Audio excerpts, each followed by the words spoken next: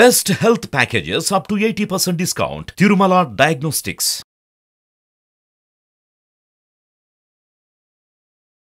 నమస్కారం డాక్టర్ ప్రదీప్ జోషి గారు. శ్రీమాత్రి. ఇంట్లో మనకు తెలియకుండానే కొన్నిసార్లు అటు వైఫ్ అండ్ హస్బెండ్ మధ్య కానివ్వండి, లేదు అనుకుంటే పిల్లలకిను పెద్దవాళ్ళకి మధ్య కానివ్వండి, చిన్న చిన్న సమస్యలు చూస్తూ ఉంటాం, లేదా హెల్త్ ఇష్యూస్ చూస్తూ ఉంటాము. ఎటువంటి దోషాల వల్ల, అంటే ఇంట్లో ఉండేటువంటి ఎటువంటి దోషాల వల్ల మనం చూసే అవకాశం ఉంటుందంటారు? శ్రీ గురుభ్యో నమః. శ్రీమాత్రి. మనము ఒంటిని ఎలా కాపాడుకుంటామో ఇంటిని కూడా అలాగే కాపాడుకోవాలి. ఇళ్ళు ఒళ్ళు రెండు క్షేమంగానే ఉండాలి, లేకపోతే సమస్యలు అనేటివి వస్తాయి. ఒంటిని మనం ఎలా కాపాడుకుంటాం? ప్రతిరోజు చక్కగా స్నానం చేస్తాం, చక్కని ఆరోగ్యంగా భోజనం చేస్తాం, ఆరోగ్యకరమైన పదార్థాలు తింటాం, అనారోగ్యకరమైన పనులు చెయ్యము. ఇవన్నీ కూడా మనం ఒంటిని కాపాడుకునే పద్ధతులు. మరి ఇంటిని కాపాడుకోవాలంటే ఏం చేయాలి అంటే, ఇంటి లోపల ప్రధానంగా మనము కొన్ని చూడాలి. మెయిన్గా ఈ నెగిటివ్ అనేది ఇంట్లో ఉండకూడదు. నెగిటివ్ ఇంట్లో ఉండడానికి గల కారణం మనకేం చూపిస్తుంది అని అంటే, ఇంట్లో రెగ్యులర్గా బూజు ఎక్కువగా పట్టి ఉండడం. ఇంట్లో బూజు పట్టింది ఉందనుకోండి, అది అనారోగ్యానికి సూచన. అది బికాజ్ ఎక్కడైతే కనుక డస్ట్ ఎక్కువగా ఉందో, బూజు ఎక్కువగా ఉందో, ఆ ఇంట్లో ఏం జరుగుతుంది అని అంటే, మనకు తెలియకుండానే డస్ట్ అనేది ఇంట్లో పేరుకుపోతుంది. మన ముక్కు ద్వారా కూడా మనం అదే ఇంట్లో ఉండడం వల్ల ఆ డస్ట్ అంతా కూడా మన యొక్క లంగ్స్లో చేరిపోయి మనకు కూడా ఆరోగ్య నష్టం కలిగిస్తుంది. కాబట్టి ఇంట్లో డస్ట్ అనేది లేకుండా మనం చాలా జాగ్రత్త పడాలి. డస్ట్ పడకుండా చూసుకోవాలి. దానికి తప్పకుండా మనము ఇంట్లో డస్ట్ ఎంత పడుతుందని తెలుసుకోవడానికి ఒక మూలకి ఏదైనా ప్రదేశంలో ఒక వైట్ పేపర్ పెట్టేసి ఉంచాలి, అంతే. సో ప్రతి వారం అక్కడ చెక్ చేయాలి, మన ఇంట్లో ఎంత డస్ట్ పడుతుందో వైట్ పేపర్ మీద తెలిసిపోతుంది, మనం దాన్ని టచ్ చేయకుండా ఉంటే. సో డస్ట్ ఎంత పడుతుంది, ఇంట్లో డస్ట్ ఎలా ఉంది అనేది మనకు తెలిసిపోతుంది అక్కడ.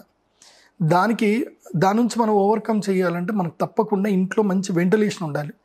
ఇంట్లో వెంటిలేషన్ లేదనుకోండి, ఆ ఇంట్లో ఉండకూడదని శాస్త్రం చెప్తుంది. ఎందుకోసం అంటే, ప్రశ్న సమాధానం లెక్క ఇంట్లో ఒక డోర్ ఉంది అనుకోండి, ఒక డోర్కి ఆపోజిట్ విండో ఉండాల్సిందే తప్పకుండా. విండోకి మళ్ళీ డోర్ ఉండాలి. సో తప్పకుండా వెంటిలేషన్ అనేది ఇంట్లో తప్పకుండా ఉండాలి. డోర్కి కిటికీ, కిటికీకి డోర్, ఇవి రెండు ఆపోజిట్లో ఉండాలి. ఉంటే ఏం జరుగుతుందంటే, ఇంట్లోకి వెంటిలేషన్ ఎట్లాగైతే గాలి వస్తుందో, వచ్చిన గాలి వచ్చినట్టు ఆ యొక్క డస్ట్ని తీసుకొని బయటికి వెళ్ళిపోతూ ఉంటుంది. ఇలా ఎయిర్ ఫ్లోటింగ్ అనేది ఇంట్లో తప్పకుండా ఉండాలి. ఏ ఇంట్లో అయితే కనుక ఎయిర్ ఫ్లోటింగ్ సరిగ్గా ఉండదు, వెంటిలేషన్ సరిగ్గా ఉండదు, ఆ ఇంట్లో అనారోగ్యాలు తిష్ట వేస్తాయి. ఇది వాస్తుశాస్త్రం కూడా చెప్తుంది. అదేవిధంగా ఇంట్లో ప్రతి చోట కూడా సన్లైట్ పడేటట్టు చేయాలి. ఇంట్లోకి మొత్తం కూడా సూర్యుడి వెలుగు మంచిగా ధారాళంగా పడాలి. మునుపటి కాలంలో మనకు కొంచెం భయాలు ఎక్కువ ఉంటుండే కాబట్టి చిన్న చిన్న కిటికీలు కట్టుకున్నాం. అట్లా ఉండకూడదు. చిన్న చిన్న కిటికీలు కాదు, మంచి పెద్ద విండోస్ ఉండాలి. మంచి గ్రిల్స్ పెట్టించుకోండి వాటికి. ఇంట్లో ఇట్లా ఓపెన్ చేస్తే చక్కగా గాలి, చక్కగా ఎండ మంచిగా ఇంట్లోకి రావాలి. అలా వస్తే మంచిది.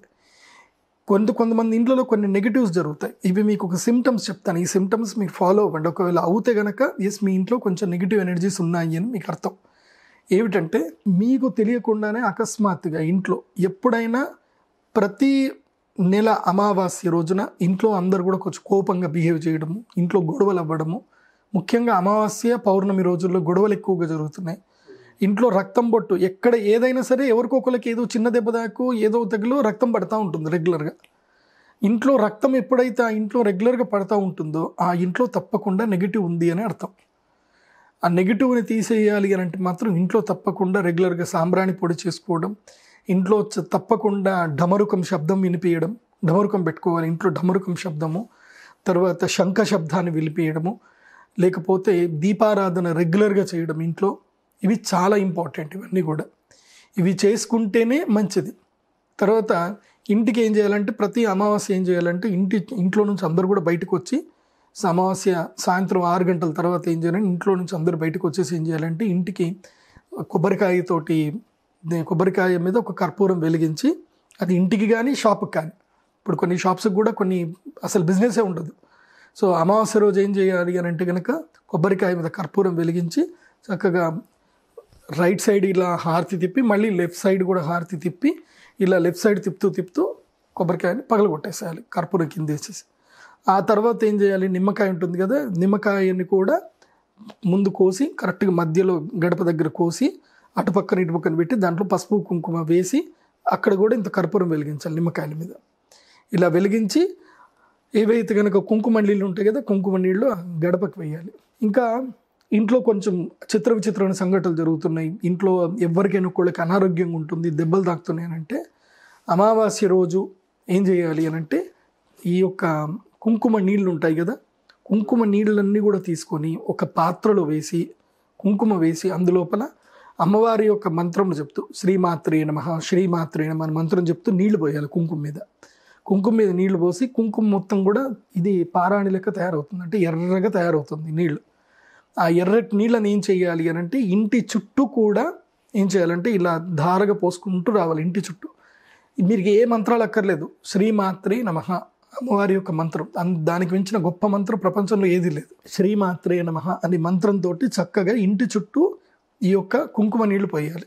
కుంకుమ నీళ్ళు ఇంటి చుట్టూ పోసుకోవడం వల్ల ఏం జరుగుతుందంటే ఇంట్లోకి ఏ నెగిటివ్స్ రావు, ఉన్నా సరే ఇంకా బయటికి వెళ్ళిపోతాయి. ఇంకా ఇది ఇందాక చెప్పిన అమావాస్య అంతా చేసిన తర్వాత చేయాలి. తర్వాత గుమ్మడికాయ కొట్టడం కూడా ఒక విధంగా మంచిదే. ఎందుకోసమంటే 100 బలులు ఏవైతే ఇస్తామో, పశు బలులు ఏవైనా జంతు బలులు 100 బలులు ఇస్తే ఎంత ఇదో ఒక్క గుమ్మడికాయని బలిస్తే అంతగా గొప్ప. కాబట్టి గుమ్మడికాయ బలి ఇవ్వాలి. ఇలా ఇచ్చి చక్కగా ఇంటిని ఎప్పుడు కూడా ఏదైతే కనుక రాళ్ల ఉప్పు ఉంటుంది కదా, రాళ్ల ఉప్పు వేసి ఇంటిని క్లీన్ చేసుకోవాలి. వారానికి ఒక్కసారి అయినా సరే తప్పకుండా ఇంటిని క్లీన్ చేసేటప్పుడు రాళ్ళు ఉప్పు వేసుకొని ఇంట్లో గచ్చి మొత్తం క్లీన్ చేసుకోవాలి. ఇంటి యొక్క సభ్యులు ఎప్పుడైనా ఒకటి గుర్తుపెట్టుకోండి, నేను చాలా ఇళ్లలోకి వెళ్తాను, చూస్తూ ఉంటాను, పిల్లలు కానీ మగపిల్లలు మెయిన్గా ఏంటంటే ఇంట్లో అమ్మని అదొక శాలరీ తీసుకొని పని మనిషి లెక్క చూస్తారు మీ అమ్మని. అట్లా ఎప్పుడు మీరు చూడకండి. మీ అమ్మగారికి మీరు హెల్ప్ చేయండి. వంట ఇల్లు వరకు ఆమె బాధ్యత తీసుకుంటుంది, మీ కోపం మీ కడుపు నిండా అన్నం పెట్టడానికి మాత్రం ఆ బాధ్యత తీసుకుంటుంది. కానీ మీరేం చేయాలి అంటే ప్రతి ఆదివారం హాలిడే దొరికింది అని అంటే చీపురు పట్టుకోవాలి, ఇల్లు మొత్తం క్లీన్ చేసుకోవాలి. మీరందరూ కలిసి పని చేసుకోవాలి, ఇల్లు మీది కదా, అందరూ కలిసి పని చేసుకోవాలి. ఇలా కలిసి పని చేసుకోవడం వల్ల కూడా ఆనందం ఉంటుంది. ఇంట్లో బూజు ఉండకూడదు. ఏ ఇంట్లో అయినా బూజు ఉంటే ఆ ఇంటికి దరిద్రం పట్టినట్టే లెక్క. ఇంట్లో బూజు ఉండకూడదు. ఇంట్లో బూజు అందుకోసం ఎందుకు చూపిస్తా అంటే మనకి నేచర్ కరెక్ట్గా చూపిస్తుంది. 3 సిమ్టమ్స్ చూపిస్తుంది నేచర్, పెస్ట్ తోటి చూపిస్తుంది. ఒకటి, ఇంట్లో బొద్దింకలు ఎక్కువగా తిరిగాయనుకోండి, ఆ ఇంట్లో వాళ్ళు ఆరోగ్యంగా లేరు అని అర్థం. బొద్దింకలు ఎక్కువ తిరిగితే, బొద్దింకలు ఉన్నాయంటే అది ఎట్టి పరిస్థితుల్లో రాత్రిపూటనే, బొద్దింకలు ఎప్పుడు సౌండ్ లేనప్పుడే రాత్రిపూట బయటకు వచ్చి ఆహార పదార్థాల మీద అవి తీసుకొని తింటాయి, అది అనారోగ్యం. కాబట్టి ఇంట్లో బొద్దింకలు ఉండకూడదు. మీ ఇంట్లో బొద్దింకలు ఉంటే మీకు అరిష్టమే, ఇది ఒక నెగిటివ్ కిందకే అర్థం. అండ్ ఇంటికి చెదలు పట్టకూడదు. ఇంటికి చెదలు పట్టింది అనుకోండి, ఆ ఇంటిని వదిలేయాలంటారు. ఇంటికి చెదలు పట్టకూడదు. కాబట్టి ఇంటికి చెదలు పడుతుందంటే ఏదైనా ఉంది అని అంటే మీ ఇంట్లో ఏదో అరిష్టం ఉంది అని అర్థం. మూడోది ఏంటంటే ఇంట్లో సాలిడ్ పురుగులు తిరగకూడదు. ఇంట్లో సాలిడ్ పురుగులు ఉన్నాయి అని అంటే ఆ ఇంటికి ఆయుష్ అయిపోయిందని అర్థం. కాబట్టి ఆయుష్ అయిపోయింది అని అంటే ఇక మీరు ఇంట్లో సరిగ్గా ఉండరు అని అర్థం. ఇంటికి ఆయుష్ అయిపోయింది అని అంటే ఇంట్లో ఉండే వాళ్ళకి కూడా ఆయుష్ అయిపోతుందని అర్థం. కాబట్టి ఈ 3 ఇంట్లో లేకుండా చూసుకోవాలి. అది కాకుండా ఇంట్లో ఎప్పుడైనా గుర్తుపెట్టుకోండి, మీరు ఈ యొక్క సిస్టమ్ మీ ఇంట్లో పెట్టుకోండి. మీరు భోజనం చేయగానే మీరు తిన్నటువంటి పళ్ళని తీసుకొని మీరు చేతి కడుక్కొని మీరే కడిగేసి మీ అమ్మకి అనుకూలంగా ఎక్కడ పెట్టాలో అక్కడ పెట్టేసేయండి మీ ఇంట్లో. మా ఇంట్లో నేను భోజనం చేయగానే నా పళ్ళని నేనే తీసేసుకొని వెళ్ళి పళ్ళని కడిగి అక్కడ పక్కన పెట్టేస్తాను. నేను ఇప్పటికీ మా ఇంట్లో అదే పద్ధతి నేను పాటిస్తాను. మీ ఇంట్లో ఆ పద్ధతి మీరు పాటిస్తారా? మీ అమ్మకి మీరు ఏం చేయాలంటే కొంచెం హెల్ప్ చేయాలి. సాయంత్రం వేళ అయింది అని అంటే ఆ మొబైల్ పట్టుకొని ఏవో వీడియోలు చూస్తూ కాదు, అమ్మ వంట చేసింది కదా మనం పాత్రలు కడిగిద్దామని చెప్పి. ఎందుకోసమంటే ఇంట్లో ఎప్పుడైనా సరే రాత్రి పూటకి తెల్లారి పాచి పదార్థాలు ఉండకూడదు. రాత్రికి క్లియర్గా పాచి పనులు అయిపోవాలి మొత్తం కూడా. ఇంట్లో గిన్నెలు ఎట్టి పరిస్థితుల్లో తొట్టెలో ఉండకూడదు. మళ్ళీ తెల్లారి కానీ ఫ్రెష్ మూడ్తో స్టార్ట్ అవ్వాలి, కానీ తెల్లారి కానీ పాచి గిన్నెలు కడుక్కుంటూ కూర్చుంటే మంచిది కాదు. ఇంకోటి ఏంటంటే పాచి అన్నం ఏదైతే ఉందో పాచి అన్నం వాసన కూడా ఇంట్లో రాకూడదు. ఇంట్లో అన్నం నీరు గారితే ఇంట్లో శక్తి కూడా నీరు గారుతుంది అంటారు. Smell is most important. వాసన వచ్చిందనుకోండి, ఆ బ్యాడ్ స్మెల్ ఇంట్లో వచ్చిందనుకోండి, పాచి వాసన, ఇంకా ఇంట్లో మూడు కూడా చనిపోతుంది, మూడు కూడా పోతుంది. ఆ తర్వాత ఆ పాజిటివ్ ఎనర్జీ ఏదైతే ఉందో అది స్పాయిల్ అయిపోతుంది. ట్రూ అండ్ మానసికంగా మూడ్ ఆఫ్ అయిపోతాం ఫస్ట్. ఎందుకోసం అంటే ప్రతి ఇంట్లో అమ్మ కీలకం. ఇవన్నీ అమ్మనే కదా చూసుకునేది, ఇల్లు అంటే అమ్మనే. కాబట్టి ఈ వీడియో చూస్తున్న ప్రతి ఒక్కరు కూడా మీ అమ్మకి ఈ విషయంలో మీరు సహాయం చేయండి. ఆ పాత్రలు కడిగే విషయంలో మీకు ఎవరైనా పని మనిషి ఉంది అని అంటే ఓకే, సంతోషం. పని మనిషి ఉన్నా సరే పని మనుషులకు చెప్పండి, ఎవరైనా సాయంత్రం వచ్చి కడిగేసి వెళ్ళిపోమని చెప్పండి. ఇంట్లో రాత్రిపూట పాచి గిన్నెలు ఉండకూడదు, ఉంటే లక్ష్మీదేవి రాదు అని చెప్తారు. సో ఇవన్నీ ఇంట్లో నెగిటివ్స్. సో నేను చెప్పిన ఈ చిన్న చిన్న రెమెడీస్ చేసుకోండి, హ్యాపీగా ఉండండి, సంతోషంగా ఉండండి. ఇంట్లో ఎక్కువగా అనారోగ్యాలు పాలవుతున్నారనుకోండి, వేప ఆకులు ఉంటాయి కదా, వేపాకులు తీసుకొచ్చి ఇంటికి కట్టేసుకోండి. మామిడాకులు, వేపాకులు ఇవి చాలా గొప్పవి, ఇంట్లో కట్టుకోండి, మంచిది. Sure sir. Thank you so much doctor Pradeep Joshi గారు.